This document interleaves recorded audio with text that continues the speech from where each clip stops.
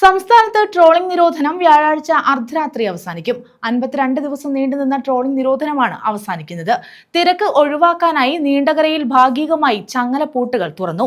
ആശങ്കകളോടെയാണ് ഇത്തവണ ബോട്ടുകൾ കടലിലേക്ക് പോകുന്നത്. 52 ദിവസം നീണ്ടുനിന്ന ട്രോളിംഗ് നിരോധനമാണ് വ്യാഴാഴ്ച അർദ്ധരാത്രി അവസാനിക്കുന്നത്.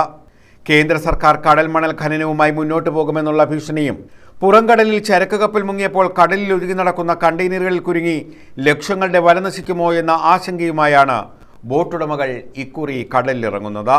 ട്രോളിംഗ് നിരോധനം ആരംഭിച്ചപ്പോൾ നാട്ടിൽ പോയ ഇതര സംസ്ഥാന തൊഴിലാളികൾ തിരിച്ചെത്തി തുടങ്ങി. ഈ മേഖലയിൽ ഇപ്പോൾ 50% തൊഴിലാളികളും ഇതര സംസ്ഥാനങ്ങളിൽ നിന്നുള്ളവരാണ്. തിങ്കളാഴ്ച മുതൽ തന്നെ ബോട്ടുകൾ ഐസ് നിറച്ചും ഇന്ധനങ്ങളും കുടിവെള്ളവും പാചകത്തിനുള്ള സാമഗ്രികളുമെല്ലാം നിറച്ചും വല കയറ്റിയും ഒരുങ്ങിക്കൊണ്ടിരിക്കുകയാണ്.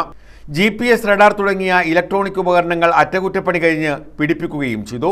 തുറമുഖങ്ങളിൽ ബോട്ടുകൾ അടുപ്പിക്കാൻ സഹായിക്കുന്ന തൊഴിലാളികൾ, ഐസ് ഫാക്ടറി ജീവനക്കാർ, പലചരക്കു കടകൾ, വനനിർമ്മാണ കമ്പനി ജീവനക്കാർ, മത്സ്യം തരംതിരിക്കുന്ന തൊഴിലാളികൾ, കമ്മീഷൻ ഏജന്റുമാർ, ഡ്രൈവർമാർ, പീലിംഗ് ഷെഡുകളിലെ തൊഴിലാളികൾ എന്നിങ്ങനെ തീരദേശം മുഴുവനും ഉണർന്നിട്ടുണ്ട്. 900 ബോട്ടുകളാണ് കൊല്ലം ജില്ലയിലുള്ളത്. ഇതിൽ 700ഉം നീണ്ടകരയിലാണ്. ഒരു ബോട്ടിൽ ശരാശരി 12 തൊഴിലാളികളാണുള്ളത്. ഇത്തവണ ട്രോളിംഗിന് മുന്നേയുള്ള ദിവസങ്ങളിൽ കാലാവസ്ഥ മോശമായതിനെ തുടർന്ന് കുറേ തൊഴിൽ ദിനങ്ങൾ നഷ്ടപ്പെട്ടിരുന്നു. കപ്പൽ മുങ്ങിയ പ്രശ്നം കാരണവും കുറച്ച് ദിവസങ്ങൾ പോയി. അതുകൊണ്ട് തന്നെ വരുമാനം കുറഞ്ഞത് ഈ മേഖലയെ ബാധിച്ചിട്ടുണ്ടെന്ന് ബോട്ടുടമകൾ ചൂണ്ടിക്കാട്ടി. പലർക്കും പുതിയ വല വാങ്ങാനോ ബോട്ടിൻ്റെ അറ്റകുറ്റപ്പണികൾ നടത്താനോ കഴിഞ്ഞിട്ടില്ല.